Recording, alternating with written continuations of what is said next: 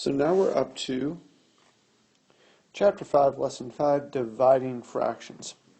So a couple of terms, or one main term that we're going to look at here is something called a reciprocal. Now reciprocal is just kind of the reverse of a fraction. So for example, 1/2, the reciprocal of 1/2 is 2/1. The reciprocal of 3/4 is 4/3. And the important thing is about this is that when you go ahead and you reverse them, you actually end up, when you multiply them, as we did in the last lesson, when you multiply them, you end up with 1. So 1/2 times 2/1 is equal to 2/2, which is going to be equal to 1. Same thing with 3/4 and 4/3. So that's the definition of a reciprocal. The opposite, well, not the opposite, the flipped fraction. So when you divide a fraction, what you're going to do each time is you're going to go ahead and you're going to flip the second one. Always the second one, never the first one. So if you have the following 3/4 divided by 1/4, what's going to happen is you're going to say, how many times does 1/4 go into 3/4? That's what you're being asked, because it's a division problem. But the simplest way of doing that is to flip the second one and change it into a multiplication problem. So this is going to end up being 12/4. That's going to end up being 3.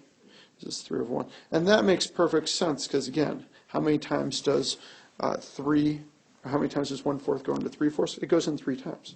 That makes perfect sense. But it's always flipping the second one and leaving the first one alone, then just multiplying it out. One important thing is, though, that you do have to change any mixed numbers or any whole numbers into improper fractions. So if you look here, the example here is 6 3/5. That gets changed to 33/5.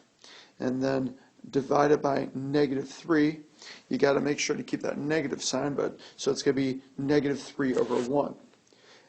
Still is a division problem. Still haven't flipped it, but the next step here is they flip it. So it's 33/5, still stays the same, the first number, times, and then they flipped it, keep the negative sign, -1/3. And so that's how it works here. And then you just multiply it out and simplify as you need to. So let's look here at a couple of examples here. So for this one right here, we're going to change it to an improper fraction. So 2 times 25, 50, plus 22 is going to be 72/25. Then this next one still is a division problem. Remember, you still have to keep it as a division problem. 3 times 10, 30, plus 3 is going to be 33/10. Now, I'm going to teach you a trick here if you've forgotten, but if you haven't, then it'll probably be pretty easy to remember. But now you're going to flip it. Now it's a multiplication problem. Flip the second one. Always the second one, never the first one. Now, the easiest way to simplify it, to multiply this out, yeah, you could multiply this out the long way, but I like to do it this way. Well, I know 5 goes into here, and I know 5 goes into here. Here 5 goes in 5 times. Here 5 goes in twice. I also know that 3 goes into here, and 3 goes into here. This is going to be 11, and this is going to be 3, I think this is 24. Yeah, that makes sense. So now when I multiply it out, I'm going to end up with the simplified fraction. It's just going to be 48/55. Now if you want to multiply it out the long way, you can do that, but just then you're going to have to simplify, and that will be a little bit harder. So another important thing to check on here is that, does it make sense that the number is less than 1? Yes, it does, because you can't fit 3 3/10 into 2 22/25. So that's a really important check to see if you followed through in the right way. And estimating here, so here, if you estimate this is 72 divided by 9 and a bit. So it's going to be close to 8 or somewhere around that. So let's try this one out and see. So you're going to change everything to an improper fraction, 72/1. Well, that's the first part, but I need to change this one here to an improper fraction too. 9 times 9 times 5, 45, plus 3 more, that's going to be 48 divided by 5. Now I can flip and change it to a multiplication problem.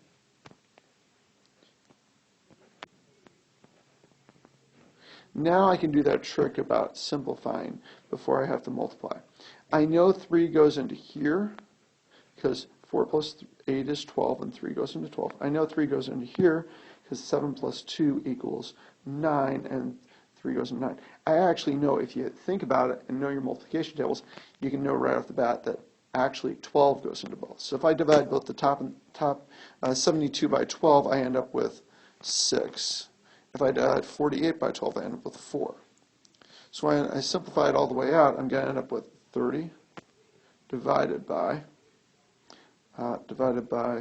4. And actually, I could have even simplified this more because 28 goes into both those. But I didn't see that right off the bat. So now I have to simplify it. 4 goes into 30. I'm just going to divide both the top and bottom by 2 now. And now I'm going to be left with 7 1/2. So that's how you simplify. And again, that makes sense. That's about 8. So check your answers like that to make sure. So let's do one that's a negative one. Let's do this one here. So this is going to be negative 8 and 2/5 divided by 5 3/5. So I need to change this into an improper fraction. So this is going to be 8 times, remember it still is negative, 8 times 5, 40 plus 2, 42 fifths. Divided by, remember it still is a division problem, 5 times 5, 25 plus 3 more, 28. Remember, make sure, how many times does this number go into that number? 5 and 3/5. How many times does it go into 8 and 2/5?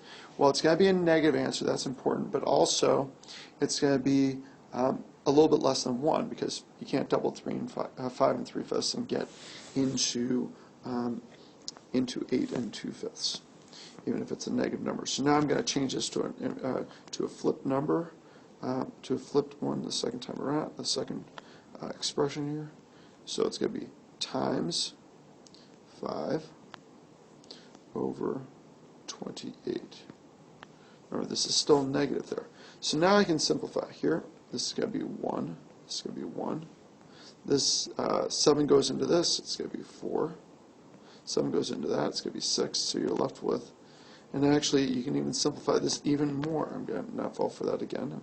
So 2 goes into that. 2 goes into that. So it's going to be 3 and 2. So our final answer is going to be 3 times 1, which is 3, over 1 times 2, which is 2. So that's going to be 1 1/2. But remember, it's a negative 1 1/2 because of that negative sign. If it helps to put a negative sign off to the side, to remember that, that's an important step to do. So, and you may ask why this is something that you might need to know. So it says here, you are cutting strips of cloth out of a 36-inch wide, a 36-inch by 45-inch piece of cloth. You want each strip to be 45 inches long and 3 3/8 inches wide. How many strips can you cut out of the cloth? Well, you already have the 45 and the 45, so you don't need to worry about cutting there. So this is a division problem because you're figuring out how many ones you can divide, but you have 36 is the total amount to start with, and then you're figuring out how many times can I do 3 3/8 into that. So now 36 over 1, because you got that 36 is the width of it, and you want to make each piece that wide. So divide by that, that's going to be 24, 20. That's going to be 27 over 8.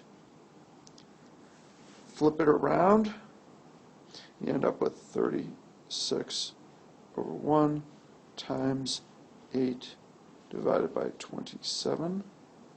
This simplifies because 9 goes into both of these. So this is going to be 4, this is going to be 3. That's going to end up being 32 over 3, which simplifies to 10 2/3. And that would make sense because that's kind of close to 12, which would be the estimation if we did this problem right here. So that's it.